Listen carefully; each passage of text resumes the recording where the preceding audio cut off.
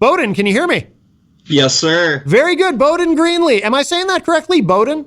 Yes, that's right. Okay, that's not a name I think I've ever seen before, but I like it. It's cool. Yeah. Yeah. So Boeden Greenley is Skyping in. Now, where are you, Boeden? Where are you located? I'm in North Dakota. North Dakota. Right outside of Fargo. Oh, okay, Fargo. Well, we all know about Fargo because of the movie. Yeah. But so you have written a book, which I read, and thank you for sending that to us. Yeah, absolutely. Perseverance, and I referenced earlier when I mentioned that you were going to be joining us. I mentioned that pretty heavy stuff. It's a heavy subject. It's a light read in the sense that it's not particularly long, but it's not a light read in the sense that, like I said, it's pretty heavy stuff. And let me ask you this right up front, and we can kind of work backwards a little bit, but I want to know this, and then we'll get into for our listeners what it's about and everything. But how is your mother now? Because the book is, of course, about the ordeal health-wise that your mother has been through. As we sit here today, how is she doing? Yeah, so she's definitely better than she was at her worst by a lot, but she's certainly not 100%. I'd say somewhere in the 40% realm. Oh, wow. Okay. Which I think in the book, that's kind of where you left it, was she was at about 40%. So, yes. So, Boeden, if we could, can you go ahead and tell us about the book and what it's about? And, I'm sure I'll have some questions. I read it the other night, and I'll have some questions along the way. But for our listeners to kind of get acquainted, I'd like you to kind of tell us a little bit about the book and what it is that drove you to write this. Yeah, so this was something that I'd wanted to write for a long time. It was a situation that directly involved me, and once I got a little older here, I was like, I feel like this is something that is more common than the industry makes it seem like it is. Like, this is something, to me, I feel everybody kind of sweeps under the rug, and I really wanted to get this story out there and make people knowledgeable on this topic. So basically going back, so right now I'm 19 years old. This started when I was about 12 years old. So going back, she had a tooth issue going on, and she needed an implant and was debating on getting a ceramic or titanium implant. And doctors pushed her to go titanium. She decided to go titanium, got that put in there. And then probably like 3 months after getting it, she started getting all these terrible things going on in her body. Started getting really bad. She ended up getting it out like probably 7 months after that. And then just from there on, it was really bad that next year, and then got a little bit better, but then it's still been struggling with problems for a long, long time. And as this is going on, did she or did anyone have any idea that it was the tooth? Yeah. I mean, it was pretty much clear as day that it was the tooth. She was as healthy as you could possibly be prior to this. She was a person that was like lifting every day, ran a lot, all these things, and no just common anything was taking her down at all. Like she was literally as healthy as it could be, and then got this tooth, and right after, boom, we had problems galore. And this is have you been able to find other documented cases similar to this, or is this such a rare thing that you really can't find anything like this happening to anybody? Yeah, I actually, I haven't looked into specific cases a ton, but so I'm from a pretty small town, and I even know a couple people close to me that had similar symptoms to my mom when getting titanium put in their body. So I know that this happens. Okay. Yeah. Yeah, it's frustrating.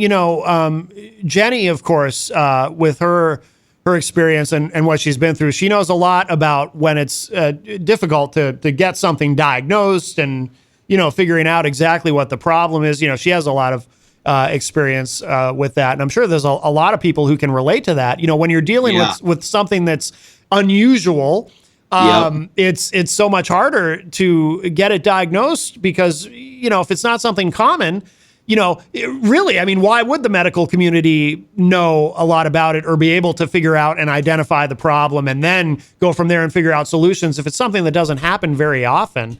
Exactly. So the titanium, it sort of poisoned her, right? It caused her, it wrecked her health in a sense, right?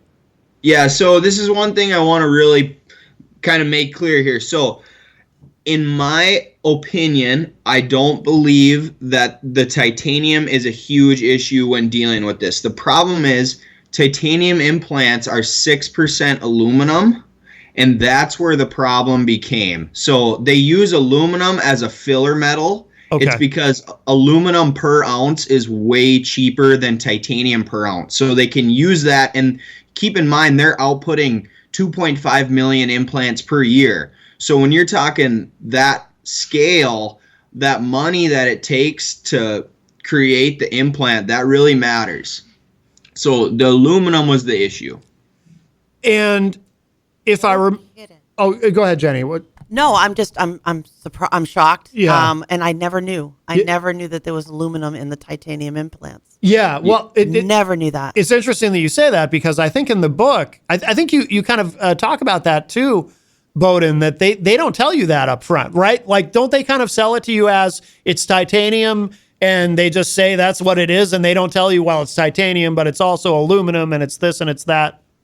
Yeah, exactly. And it's like maybe somewhere in the fine print of the contract, they say it in there. Yeah. But they definitely don't make it clear when they're telling you, that's for sure. And the thing too is, I don't know if you guys know, lately there's been a big uprising with aluminum in the deodorants. That I'm very aware of. I'm a breast cancer survivor. Yep.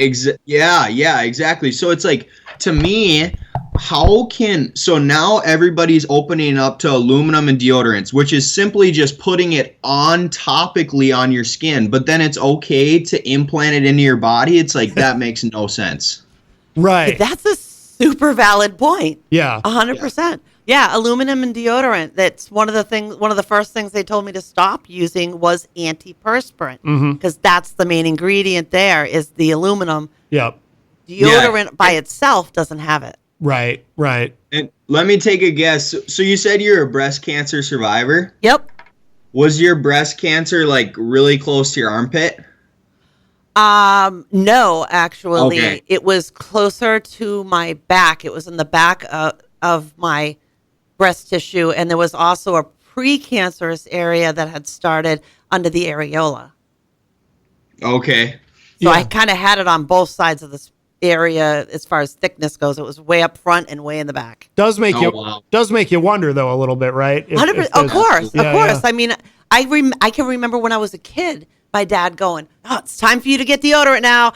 It was like a thing. You had to start using deodorant. I mean, yeah, and always use deodorant. That's it's ingrained in your head, right? How many of us bring it to school and reapply? I mean, right.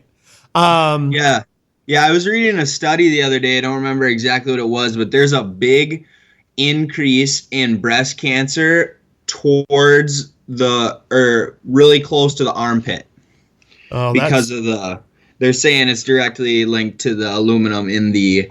Well, that's where the main lymph nodes start, and that's where the first two lymph nodes are that are normally, and in my case, were dissected and removed. Sure. And some people lose way more than that because they keep going. They start with those lymph nodes right in the armpit. You're 100% correct. And then it goes backwards from there. Yeah. No, that's interesting. You've certainly done your research, that's for sure. And this is good information to be sharing. Most people don't consider what's in their antiperspirant that they're using. And that aluminum actually blocks you and then gets into your body. Yeah. He's right. Yes. He's 100% right. And that's why they put it in there, because it actually clogs the gland so you don't sweat as much. Exactly. That makes sense. That makes sense. And nobody wants to sweat and be stinky. Yeah. And you're really better off if you do sweat. Sweating is a good thing. Your body's supposed to do it for a reason. Exactly. Yes. That's true. One of the things that surprised me in the book, Boeden, was, and this, surprised me in a very sad way is I kind of thought as I'm reading it, as you're going through the story, once they identified that the tooth was that titanium / aluminum tooth was what was probably the issue, and they took it out. I would have hoped that over time she would start to get better. And I guess she did start to get better, right? But not enough. As you said, even today, she's still at only 40%, because I remember getting to that part in the story and thinking, okay, this is probably a good turning point, right? Now that they've taken that out, hopefully she's sweating it out. Hopefully, it's leaving her body, but apparently not. Or maybe it has, but the damage is done. I don't know. I mean, what do you say about that? Yeah, it really is remarkable to me, and I truly don't understand it. I don't know, I think she might go in here and see, we were thinking there might still be fragments of something in her body. Oh, okay. Because That's what I'm thinking. there's absolutely no way something takes this long to heal. And I just think her body is, whatever is in her body, she just cannot defend it. So yeah, it truly is remarkable. And if there isn't anything else, I don't know. Her body just fighting it off is impossible. It's crazy. I'm wondering what got put into her bloodstream, into her body, because this is really hitting home for me because of the tamoxifen toxicity that I have. Yep. I'm tamoxifen toxic. My body can't get rid of it. It implanted itself everywhere. And I'll always be tamoxifen toxic. There's no way to clear it out of my body. So, Wow. And it has had significant effects to my eyes and my ears. I mean, my right eye has a hole in it because of it. But I'm like relating to your mom's story so much, because I'm thinking, yeah, she had this in her body, and your mouth is actually super, super porous, right? This is, Yes. in fact, it's one of the fastest ways to give you a medication is under your tongue. Mm-hmm. That Yes. is literally one of the fastest ways. So you have to remember that. It's also one of the quickest ways to get sick, because oftentimes people will get a tooth infection, goes untreated, gets into the blood system, and now you can actually die from it. Yeah. I mean, I have seen people in the intensive care unit with something that started in their mouth. So that's 100% true. So it makes me think that aluminum that was in her mouth for however long, that there's some kind of like chemical or whatever that got into her bloodstream because of that, and is just simply, she's got it. And it's just not, there may be no way to completely cleanse her of it, as there is no way to completely cleanse me of tamoxifen. I'm always going to have deposits in various parts of my body of it. Yeah. I wonder if that's what it is. I just feel so, I identify with your mom so much because of that. Yeah. Yeah. Absolutely. What inspired you to write the book, Boeden? Yeah, so my main reason is I want to get this information out there. I come back to, do I think titanium is the worst thing in the world? No. But if we're going to be still doing these things, it needs to be 100% titanium, or I believe that ceramic or zirconia implants are much superior. That's what the holistic dentists are preaching now. Mm-hmm. But I just want people to be aware that when they put these things in their body, that there's even if it's a really small chance, that it completely ruins your life. And I think that is going to make you think twice before getting it. Yeah, and I assume too, you're only 19, right? So I assume your mom is pretty young, and she's got a lot ahead of her. So she's 48. Yeah. So it's got to be. And you talk too in the book about how prior to all this happening, she was very healthy, very fit, and not someone who. It's got to be. Obviously, it would be difficult for anybody to go through this, but I would imagine it's especially difficult for someone like her who's used to being so active. Yeah, it is terrible. Nothing short of terrible. She's super fit person. She was a dietitian, physical trainer, all that. So that was like her big thing, and it's been really difficult. Breaks my heart. There's a point in the book too that I found particularly heartbreaking when she was at a point where she was starting to feel better, significantly better. and it seemed like it was a really good turning point, and she kind of, maybe she pushed herself a little too hard or something, but she was out somewhere, I think maybe with one of your siblings, if I remember correctly. Yes. And she was having a good day, and it was going well, and she's feeling good, and then all of a sudden she just started feeling terrible again, and it was just this enormous setback, and I think she fell, if I remember correctly. Yeah, so there was kind of two. So you're referring to when she took my little brother to the zoo, and actually, oh yeah, it wasn't anything super crazy. She literally just walked too much. That's what she says. She walked too much that day, and she felt like a big just drop. She calls it poison in her body because it feels like tingling all over, and she felt it drop into her legs, and she said she knew she was in trouble when that happened. Oh God, yeah.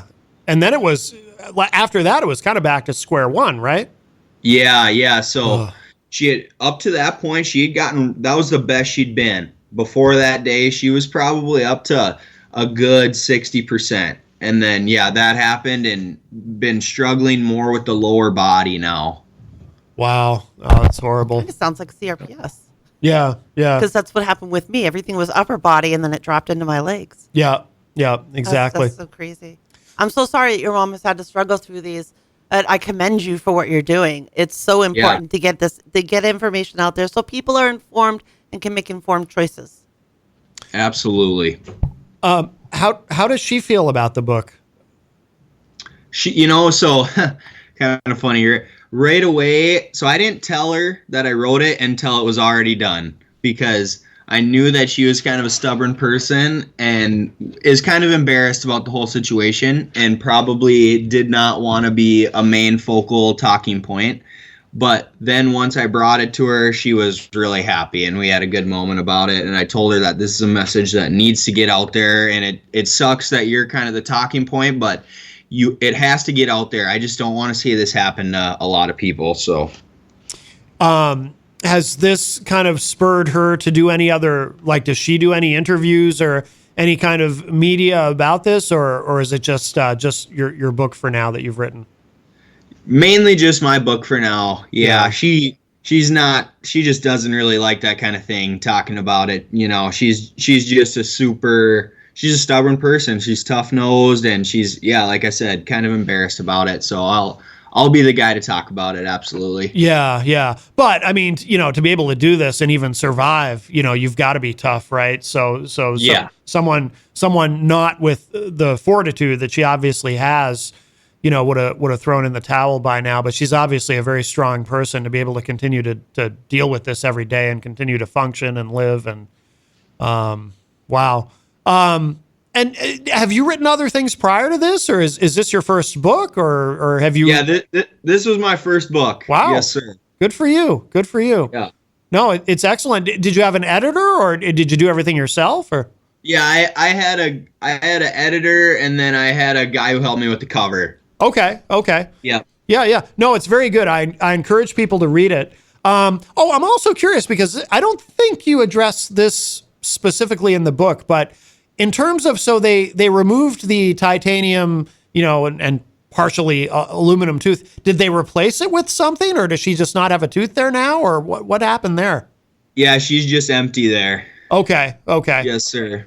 I didn't know if there was a danger in not putting something else there, or I guess at the moment it probably doesn't much matter, because what she's already dealing with is so difficult that.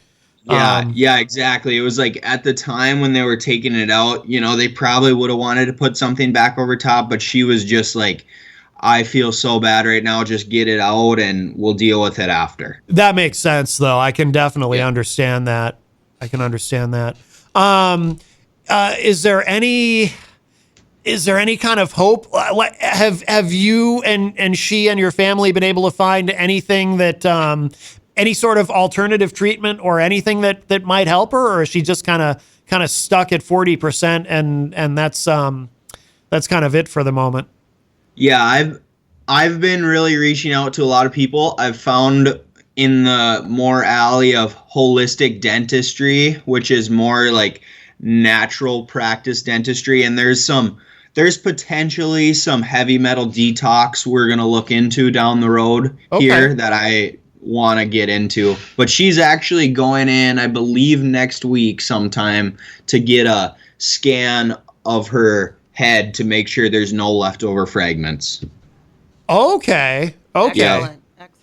And then if, of course, and that'll be, if they find something, that's half the battle, I guess, right? Locating, but then they have to figure out how to get it out, right? So exactly, which then that will be difficult. But if they find something, we'll get it done. Yeah, and at least too, then you'll know. Then you'll have an answer. Is that what it is? Is there any kind of a theory about why? Because, like I said, there's that point where she started feeling significantly better. I mean, I assume you've probably all been over this a million times, but have you and she and your family tried to figure out what it was during that period that was different that helped her to feel so much better before she had that setback and all of that? Yeah, I really don't know. It's such an interesting thing to me. It's like you stated earlier, it's like when once we got it removed, you're thinking, all right, we're probably getting better here, eventually at least. And she was getting so much better, and I'm thinking, oh yes, I'm fine. My mom's finally gonna be all the way better. And then it was just like one day she walks too much. Like, what the F? There's no way. I mean, she was as fit as somebody could be. So to her, even walking a lot, that was like exerting 20%, Yeah. So there's just no, and I really don't understand. But yeah, to answer your question, I don't really know what it was exactly. Yeah. Yeah.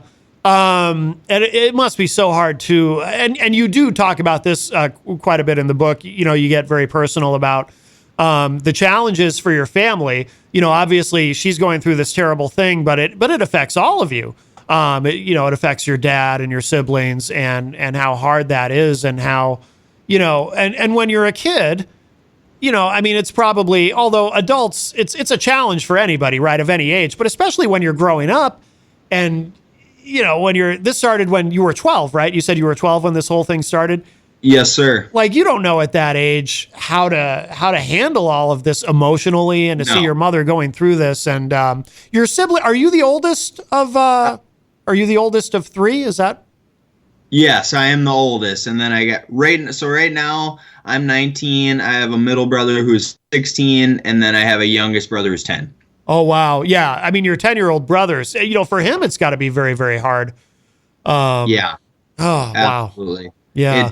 It was really hard. And I talk about this a little bit. I did a bad job as well. I was so young, and I kind of just got caught up in my own little world. And I talk about it a little bit. I almost got annoyed, Sure. It's like, why is this just isn't fair to me, selfishly thinking, why is my mom like this? This is ridiculous. But then it's like later on, it's like, oh man, I was terrible, Now, don't do that to yourself. Yeah. Don't do that to yourself. You're young, you're a kid, your brain is wired a particular way, and it's not a bad thing about you that in that moment you weren't able to view the entirety of what was going on. And that's just a process of getting older. You can't fault yourself for being a kid and not seeing a full view because you just didn't get there yet. Now you do. Look at everything you're doing. You're doing incredible things. You didn't just come around. You came around to become a champion to make sure that other people are forewarned. And that's absolutely remarkable. Yeah, I appreciate that. Yeah, absolutely. I mean, it's good to reflect on. There's such a thin line between, kind of reflecting and analyzing, a thin line between that and ruminating on the past and beating yourself up and whatnot. But I think it's good to reflect on what you maybe could have done differently so that you're able to be supportive going forward. But again, Absolutely. like Jenny said, I mean, when you're a kid, you're still trying to mature and grow emotionally, and Yes. To feel some sort of resentment or frustration along the way, or that's perfectly normal. That's normal for adults too, but especially when you're a kid, it's like you really got your family, your mom especially, but your family really got dealt a bad hand with this whole situation. So you did the best you could, and the great thing about writing this book is, hopefully this is going to help other people. Like you said, you want to raise awareness about this and kind of warn people about what they might be getting into, and make sure too that if somebody wants to put titanium in you, read the fine print. Make sure ask your doctor, ask the surgeon, is there anything else other than titanium?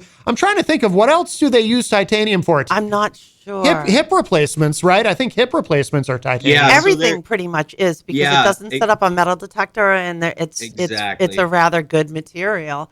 Yes. Everybody, you need to be informed. Maybe there's things you look out for. Maybe there's some kind of allergy involved with aluminum that triggers in some people and not others. Oh, yeah. You don't. My mom's got a titanium knee, and it went remarkably well. Yeah. So there's the good and there's good and bad in anything. So really, just being fully informed and then making informed choices. Or maybe you get tested for heavy metal or whatever. I don't know what the exact answer is to it. Yeah. Doesn't sound like anyone does. Yeah, it's kind of tough because, like you said, and I kind of say this a little bit too, it's like most people are probably going to get it and be just fine. But in my opinion, I think if something like this is even a potential, I just don't find myself taking that risk. Right. And I think as time goes on, we're going to start to see alternatives that are safer, or at least, like I said, I would like to see everything be all 100% titanium. I would be more okay with that even. Yeah, absolutely. Now that you've written this book, do you have plans to write another one? Are you going to continue writing, or maybe write about other things, or what's kind of your trajectory in terms of writing? Yeah, so I never thought I would do anything even close to this. It's funny because when I was probably mid-teens, I said how much I hated reading, and then now I'm just a reading freak. I love reading and I love writing too. So yeah. But as for writing more, my hope is that we find an answer with my mom. We get her detoxed, and I want to write about that. That is my end goal. Oh, that would be wonderful. That would be a wonderful book to write, wouldn't it? Yes, that would be awesome. I would love to read that. So so hopefully that happens. Boeden Greenley, thank you so much. Before we let you go too, I want to make sure everyone knows where to get your book. Of course, it is called Perseverance. And what do people need to know about how to get it? Yeah, so right now it's available on Amazon. Okay. Yep. Well, that's easy. Yeah. That's easy. And we should tell people too, tell people how to, because Boeden is not a name you hear every day. How do people spell that when they're looking for you? Yeah, it's Boeden, and then Greenley is Green, Ley. Okay. Well, listen, thank you so much for joining us today. Like I said, it's an excellent book. I want to say I enjoyed reading it, but enjoy isn't quite the right word, because, like I said, it's such an unhappy subject. But but I'm really glad that you sent it to us and that we were able to do this today and help. Absolutely. If we help one person or prevent possibly one person from making a mistake, that's a good thing. So I'm really glad you were able to join us. And even if it's a while before you have written anything else, if you have any kind of a big update on your mom in the future, we'd love to have you back. This is something that we want to continue to pay attention to and support you and your family in any way that we can. So let's definitely stay in touch, Boeden. Absolutely. Sounds right. Great. All right, very good. Boeden Greenley, thank you so much, and we'll talk to you again in the future, I'm sure. Yeah, thank you guys. Appreciate it. You got it. All right, bye-bye. Bye-bye. All right, so that was Boeden Greenley, and he is the author of Perseverance, which you can find at Amazon.com. And like I said, it's a good read, but it's a very difficult subject. Medicine always is. Absolutely.